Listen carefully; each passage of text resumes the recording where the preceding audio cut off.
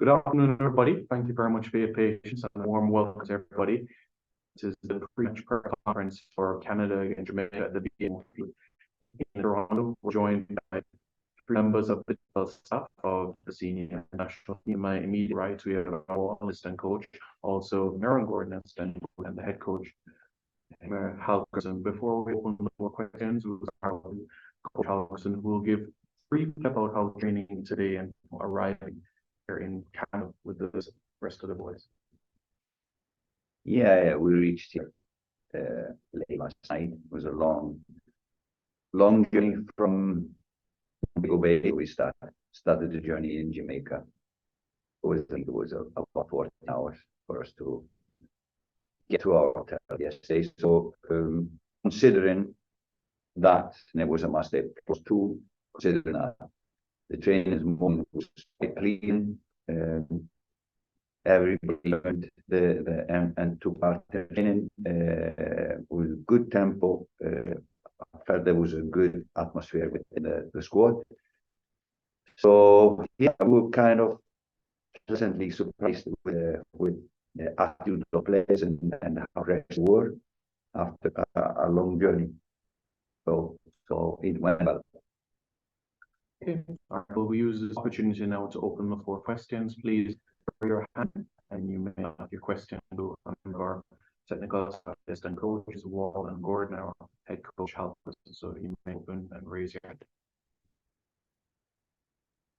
All right, let's start with Brian Crown. Good afternoon to you, sir. You may unmute. Good afternoon, Coach. Good afternoon, everyone. First and foremost, Coach, how's the family back home? How are your friends back home? I see that there's a bit of a troubling time back there. How's everything back home? Yeah, the situation is I think managed to well. There's no lives in danger, so they evacuated one village. We have a lot of friends there, but they evacuated their house and village, so hopefully there will be no harm to people. All right, that's good to. Go ahead. No. That's good to hear, and our prayers are with you and your family and your friends back home. Now to the football. The conditions play a significant role, especially when it comes down to the Canadian national team, and they use that to their advantage. How much do you factor conditions in to your tactics when going up against opponents like these? Because a lot of your players, we know how CONCACAF is going from the humidity of Azteca to the freezing temperatures of Canada. Do you consider this when drafting game plan together, Coach? Yeah, we try to prepare for both, but we don't take players from other conditions. It's quality of the player in itself, and it's the character of the player in itself. If you've got a good character, you can play in whatever weather.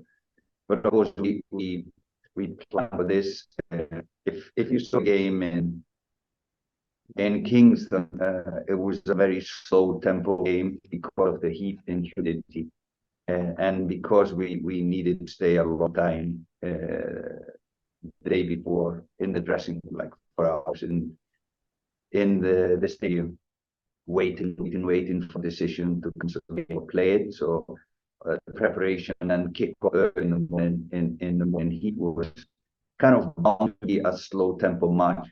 We know that this game, it's about 0 degrees here in Canada, and we know the game will be a high tempo.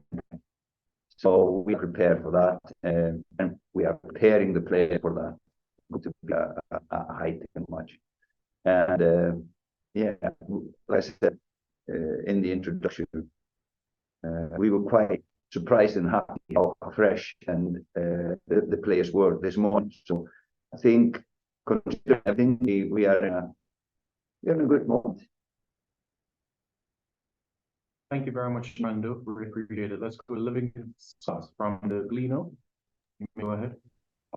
Yes, Coach. Afternoon. Just wondering, Coach, in terms of player, Mikel will be out I'm assuming at least. Same thing for Demario. In attack, concern about we also know Leon has been under some pressure from the local public. Any concern about the attack going into tomorrow's game? No, we're not concerned. No, we always expect of players to get their best. Sometimes I don't think any player want to have to. But sometimes, in the pressure of work to be good sometimes, not bad. But yes, check it out. I heard the name and I'm not sure what you're talking about, but it is of Fuji. And the Mariah who came in, and we also have young Beck who came in. So yeah, we're quite comfortable with the squad going into tomorrow's game. Can I get an idea of how you plan to organize going forward offensively? Yeah, of course, we have our plans, how we want to attack them. I think we did on occasion well.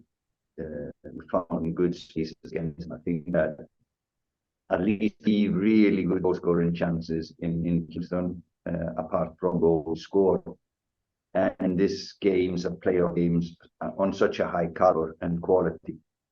You cannot expect to have 10 goals per chance. But we have to be a little bit more clinical finishing our goal scoring. As we need 2 goals, know that we need 2 goals, so we need to be brave, but we also need to be smart when going forward. And consider all our dynamics, coach. You definitely think it is in our capacity to turn this around and get the result that we really want. No doubt in mind. No doubt at all in mind. Thank you very much, Livingston. I appreciate it. Let's now go on to Tyrone Davis. You may mute.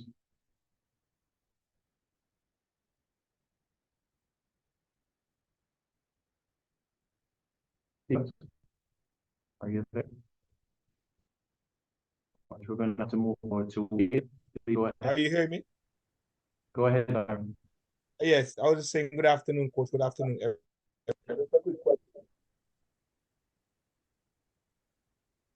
Sorry, Tiga, but you're always very distorted at this point in time. We're going to ask you to correct that so that we can be able to accommodate someone else. And so, Wade, your hand up. You may proceed with your question. Hi, good day, coaches.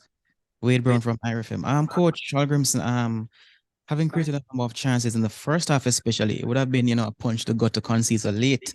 How pleased were you to see that we're creating chances, and how confident are you of getting the desired result tomorrow? No, like I said before, I'm really confident that the guys look sharp. We look better than we did last week, but considering everything, it's always going to be a strange game. Keep the of it, like I said before. Really pleased that I created a lot of chances. Well, not a lot of chances. You cannot expect that, but and then losing so early in the first half. Also a blow to our approach to the game.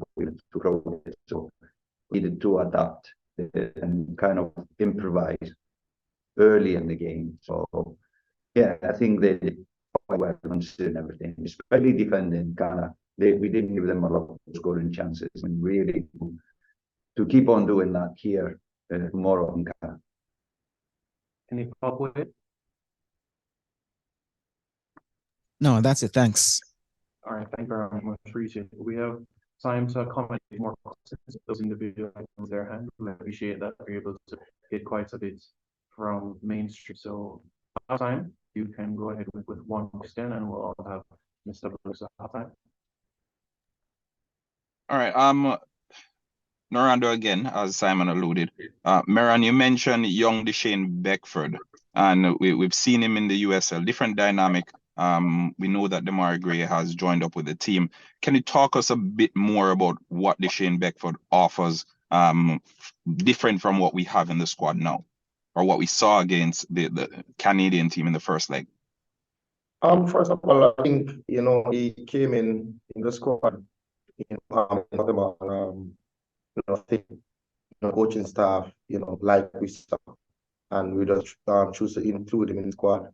A different dynamic. The team is very quick, very nippy, and if you get a chance, you do well.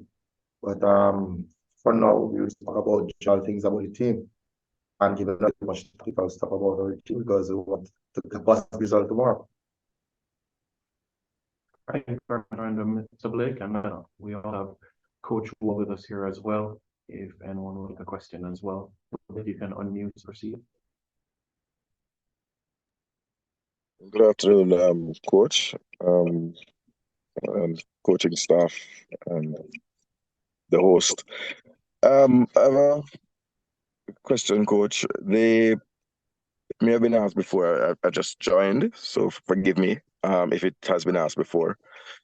The loss of Michael Antonio, how will that be compensated for, or is it a devastating blow as we look for a 2-0 victory to put us in play for qualification? That's the first question, and based on that, I may have a follow-up. That's it. And then we answer. So we will talk about is it the blow to lose? Well, Mick is always an important figure in our team, but within the squad that we have alternative ways of dealing with that, and we're not just have to think on seat our pants and come up with something. Just always more adapt to that, and the fact that we got pluses on other side, so it means a different type of dynamic than having Mick on the pitch, which I think we can adapt to. I think all teams would miss Michael Antonio, without a doubt. But it was also an advantage that they will not know is coming. Will we use a different kind of player, or will we use a similar kind of player? So I think it can give us an advantage. Every team, every national team would miss a player like Michael Antonio. And with that being said, just a quick follow-up, Coach.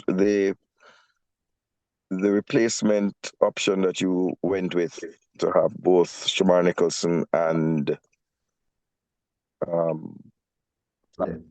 Travante up front. Were you happy with the results that yielded, and is that a possible solution? And at the back, are you seeking to tidy up on some of the individual mistakes or missteps that we saw in the center of the back line? Actually, I would start with the defensive domain. Actually, I would disagree with you. I think we did well at the back against Canada. In this heat, you lose at some point focus, and we did that maybe 4 or 5 times in the game. And it was a different person, but not unexpected that sometimes you would open again, especially when it got to the end of it. But we've talked about those things that we want to correct at the back. And it's not about personal, it's just sharpening up some tactical things. What was the beginning? Yeah. No, we were talking this morning about, and after the game, we were talking about our changes. At this stage, early on in the first half, we weren't quite good. At the time, Mick went off. So we opted to go for a like player at the same to continue. And at the same time, we were winning the first 20 minutes. Is it the correct? Like when our coach takes a decision to make a change early in the game, and that was our thought. Let's go like. And Trevor is a really, he's a really good, powerful striker who can run in behind, etc. But again, he hasn't played many games at this level. So yeah, it was a chance to, and then later in the game, we gained against some tactical play and took him off and tried something else. Thank you, Mr. Blake. I think we can have a final question. Just want to ask the coach, basically, how how he views the Canada team at this point in time, and basically what are your plans to see to try and overcome them for this second leg? Yeah, I'm going to give that Canada question to John. It's his job to go in depth in Canada, and then we can get that. Perspective on Canada, the optic double flanks, on what they have alternated in the recent games, more how they are structurally and actually their core and what they're down to is not unexpected. And it's more about, is it always about nullifying the opponent, or is it find a way to play with it and work it against? It's almost that kind of thing we have. But overall, how we executed the game plan and we were in game one, we're overall pretty pleased. But going into, there are things we can exploit much more and like take advantage of in an even better way in this upcoming game, of course. So for me, I look forward to that and how we can make win not just in terms of expected goal, but actually win in terms of actual goals too. Yeah, they would probably be pretty confident with a 2-1 advantage against us going to the home field. BMO had in celebration place, so they don't lose a lot of games, so they are probably pretty confident. I would say just to overcome them is number one, not concede. They are a really good transition team, probably one of the best here in CONCACAF in transition. So we have to work to be open when we lose possession of pitch our attacks. We need to deny them of space and the ability to go fast and attack fast. And these creative players we need to be aware not to lose our doers foul when we want to spike them. I think we did that pretty well. Aaron, anything supplements or coaches dive? I think all in all, I think we had a very tactical game the last time. Technical mistakes cost us the game. But I think the boys, it was really pleasant in terms of what they did this morning. And this was very good. Team card was good. Team spirit was good. Intensity of the training was very good. They look focused. They look happy together. And I think we're just making a very couple team in the near future. Thank you very much. Yeah, I was just gonna ask that in American. As I mentioned earlier, Leon has been facing some pressure in the public space. How your team coping now and looking forward to the game? As a professional, and every player in high level in the world at some point will face pressure. And we don't really do that in training. We don't see that in meetings. I understand that might be fine. It's over the back because that player really wants to go and do well for the country. But it's sometimes, it's just tough, toughest level. But Leon is good. I really can't understand the criticism he is getting. He's one of the highest profile players in Jamaica. He's coming for very much, doing his job for his country. He's probably one of our most creative players. And yeah, I think he's given everything he can, but he's in a lot of, I just don't understand the criticism he needs to listen to when he is coming here every match, give everything he can. So support these players. They are trying their best. Support them, show them love, and support them so we can do what we need to do in Jamaica.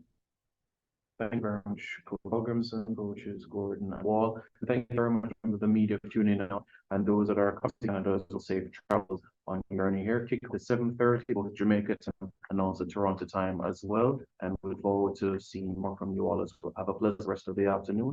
Take care.